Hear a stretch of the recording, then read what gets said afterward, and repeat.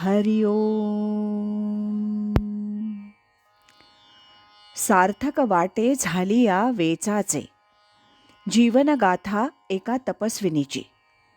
या शीर्षकांतर्गत पूजनीय स्वामीभक्त डॉक्टर सुषमाताई वाटवे यांच्या संकलित आत्मवृत्ताचं वाचन आपण ऐकत आहोत. आज ऐकूया पूजनीय स्वामीभक्त डॉक्टर सुषमाताई वाटवे यांनी लिहिलेलं मनोगत. लहानपणापासून माझा चिंतनशील स्वभाव असल्यामुळे माझ्या आजूबाजूला, समाजात, देशात घडणाऱ्या घटनांकडे माझं बारकाईनं लक्ष असे.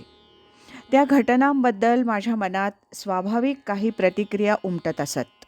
त्या लिहून ठेवण्याची मला सवय होती. शिवाय दैनंदिनी मी लिहित असे. लेखन झालं की मनाला हलकं, मोकळं वाटे. असं बरंच लिखाण माझ्या संग्रही आहे. त्यावरून एखादं चरित्र लिहिलं जावं अथवा लिहिलं जाईल अशी कल्पना त्यावेळी माझ्या मनात नव्हती, आजही नाही. तथापि गेल्या 5-6 वर्षात माझ्या भोवती अनेक साधक मंडळी पारमार्थिक साधनेच्या निमित्तानं एकत्रित आलेली आहेत. त्यांच्याशी संवाद साधताना पूर्वायुष्यातील काही घटनांचा उल्लेख येतो. त्यांच्या प्रश्नांना उत्तरं देताना काही गोष्टी मोकळेपणानं बोलल्या जातात. त्या ऐकून साधक परिवारानं आपल्या सुषमाताईंचं एक चरित्र लिहून प्रकाशित करावं असा विचार केला. त्यासाठी माझी संमती मागितली आणि त्या पुस्तकाचा आर्थिक भार उचलण्याची योजनाही आखली. सर्वांचा एवढा उत्साह आणि आग्रह पाहिल्यावर त्यांचा भाव दुखावणं मला शक्य झालं नाही. माझ्या संग्रही असलेल्या लेखनातून अगदी निवडक थोडाच मजकूर घ्यायचा असं ठरवलं तरी पुस्तकाची मर्यादा 300 पृष्ठांपर्यंत गेली. या संकलनाच्या कामात 8-10 व्यक्तींनी सहभाग घेतला.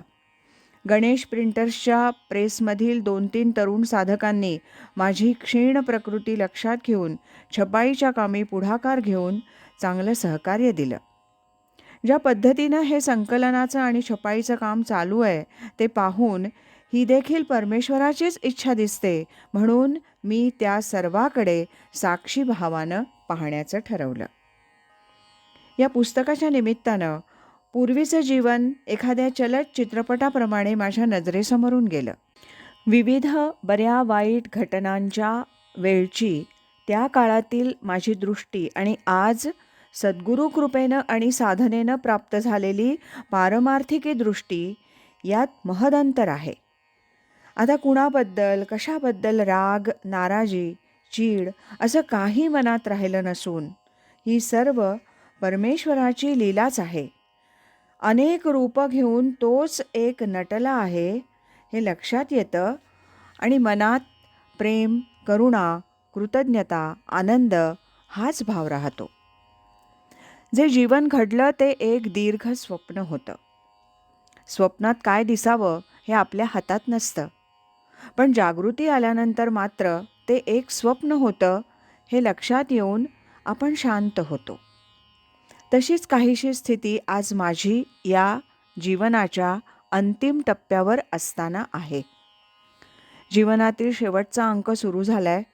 पडदा केव्हा पडणार माहीत नाही, परंतु भूतकाळाचं चिंतन आणि भविष्यकाळची चिंता सोडून चालू क्षणात जगायचंय. सोहम बोधात राहायचंय. स्वामी माधवनाथ सांगत, परमार्थाची पहिली चढण फार अवघड नाही, परंतु पुढची चढण फार अवघड आहे. एक एक पायरी चढताना दमछाक होते. त्यासाठी आपलं सारं जीवन परमेश्वर चरणी समर्पित करणं, पूर्ण शरणागत होणं हाच एक उपाय आहे. दाय विल बी डन. परमार्थाचा मार्ग चालताना प्रथम पारमार्थिक गुण प्रत्येकानं मिळवायचे आहेत आणि पुढे गुणवैतृण्य म्हणजे त्या गुणांचीही जाणीव न ठेवता त्या गुणांच्या पलीकडे जायचे, गुणातीत व्हायचे. ही फार मोठी अवस्था आहे. गुणांचं सहाय्य घेत त्या निर्गुण परमात्म्याशी जीवानं मिळून जायचे.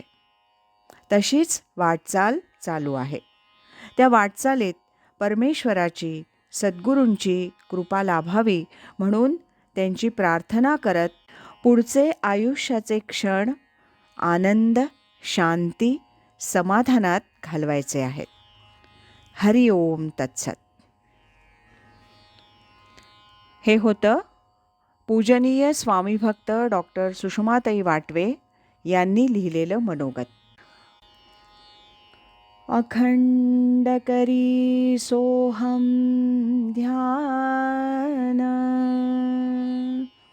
कृतार्थ जीवन होय त्याचे. हरि ओम तत्सत.